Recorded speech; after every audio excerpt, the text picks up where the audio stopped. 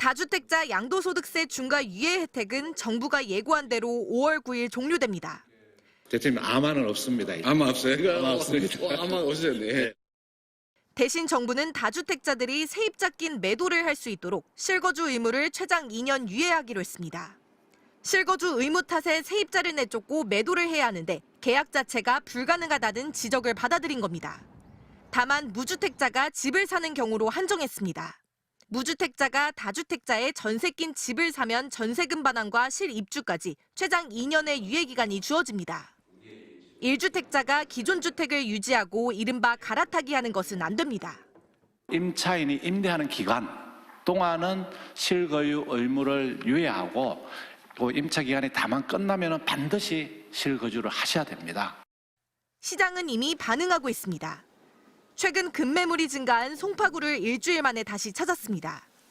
전세 낀 매물에 대한 매수자들의 문의가 부쩍 늘었다고 합니다.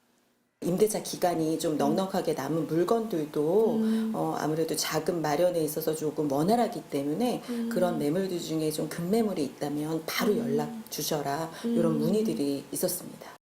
다주택자들의 주택을 처분할 수 있게 퇴로를 열어줬다는 반응도 나왔습니다. 일단 탈 수 있는 조건을 만들어준 거잖아요. 지금 심하게 얘기를 하면 세입자들이 주인한테 거꾸로 금전 요구를 하고 있습니다. 집을 비워줄 테니까 얼마 웃돈 줘라. 심지어 1억까지 얘기했었어요.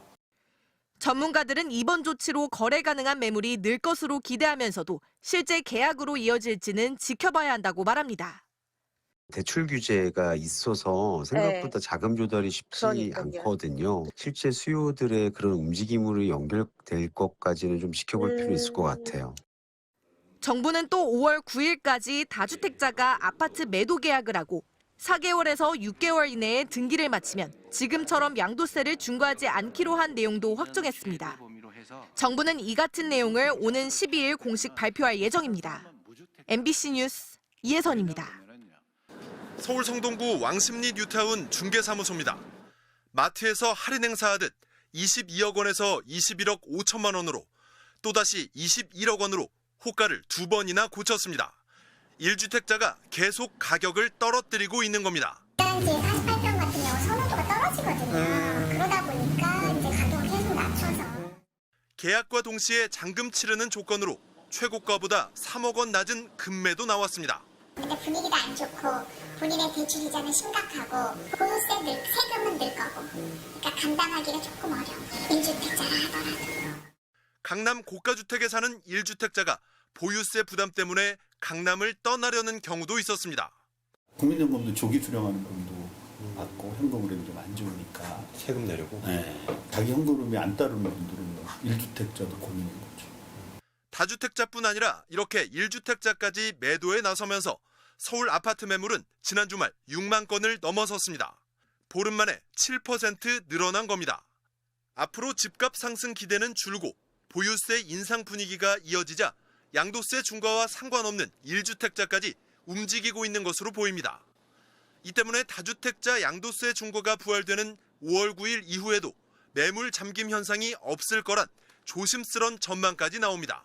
처음에는 다주택자들만 절세 매물을 내놓을 것으로 예상이 됐지만 막상 뚜껑을 열어보니까 고가 1주택자들도 민감하게 움직이더라는 거예요. 매물이 잠기는 게 아니라 앞으로 더 늘어날 가능성이 있고.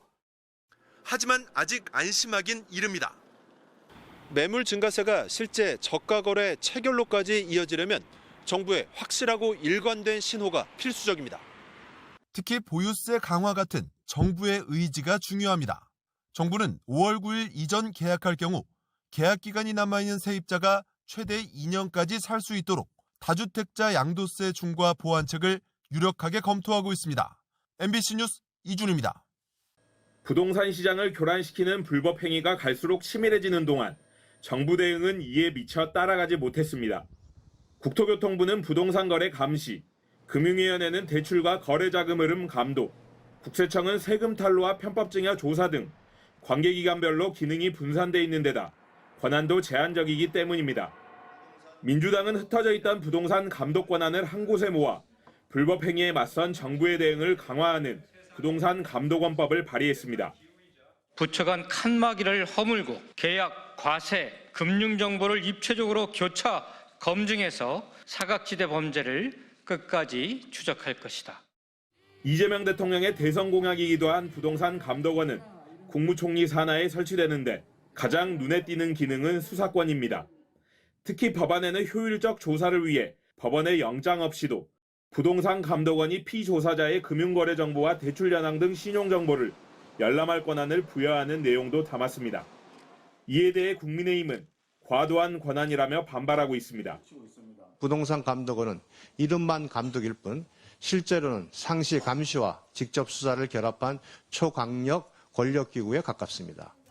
그러나 민주당은 권한 남용을 막기 위해 정보 열람 시 사전에 반드시 부동산 감독협의회의 심의를 거치도록 했으며 금융감독원도 이미 비슷한 권한을 갖고 있다고 반박했습니다.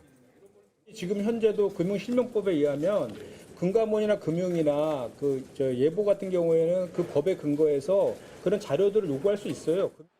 부동산감독원 내부에 설치되는 부동산감독협의회는 관계기관과 민간 전문가로 구성되는데 신고가 없어도 협의회 의결로 조사를 시작할 수 있어 사실상 인지수사권도 갖게 됩니다.